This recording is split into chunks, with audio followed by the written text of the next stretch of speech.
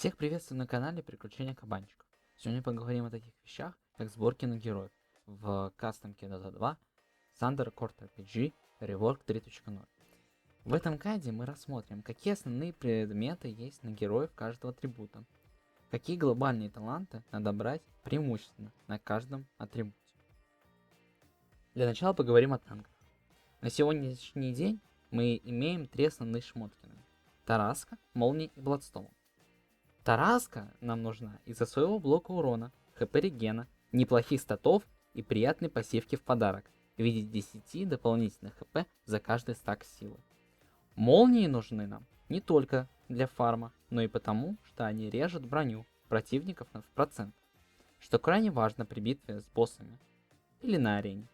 Также они стакают нам силу, что для танков, у которых на ней завязан весь геймплей, очень сильно бустит наш потенциал.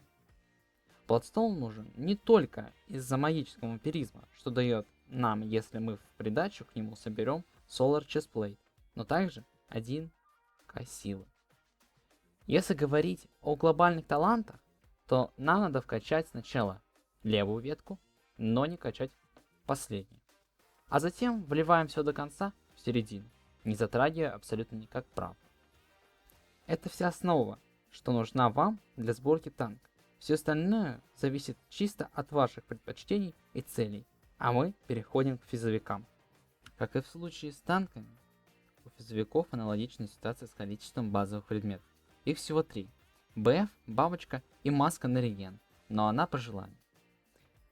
БФ мы берем на всех героев, даже на дальников, хоть и звучит как абсурд, но это реально кастомных игр. Ведь БФ дает приятные бонусы, кучу статов, а также пассивное увеличение урона стычек, что очень приятно для нашего глаза и прохождения боссов или арены. Бабочка также must have, так как без ловкости физовик не может быть таковым. Ведь зачастую это бывшие керри, и они все ловкачи, у которых завязано все на атрибуте ловкость. Ну и приятные бонусы, как уклонение и еще несколько плюшек, тоже не помешают нам. Маска — спорный предмет, однако на некоторых персонажах необходимый, ведь кому-то поначалу не хватает никаких хп или дамага для выживания. По глобальным талантам тут легко. Если вы милишник, левая, но не качаем иллюзия, ведь они крашат кастомку на арене. Если вы рейнджевик, сначала качаем середину, опять же, аналогично с иллюзиями, они тоже крашат, не качаем, а затем вливаем все в правую ветку. С языками мы закончили. Приступаем к магам. Маги сложны тем, что вам не только надо будет помнить о резистах к магии и эффектам у мобов и боссов, но и о выживаемости, которой у них совсем нет. То есть вам придется балансировать между срезанием резистов, повышением урона и получением выживаемости, что значительно усложняет задачу для сборки предметов.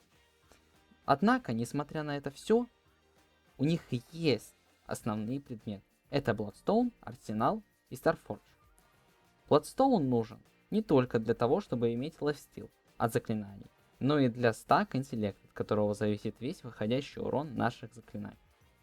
Арсенал нужен для получения хороших статов, превращения вашей маны в урон в конвертации 100%, а также работать как сабля, только вместо 2 ударов 3. Starforge, в свою очередь, нужен для большого магического урона, ведь с 32% шансом при использовании заклинания или ударе упадут звезды, которые нанесут 100% от вашей маны. Также Starforge дает стаки, что увеличивает на 35% ваш интеллект и складывается до 12 раз. В общем, очень приятная штука, которая поможет вам в прохождении и на арене. Несмотря на столь сложную сборку, в талантах у них все легко. Вы идете просто по центральной ветке. На этом гайд оканчивается. Всем спасибо за просмотр и до новых встреч.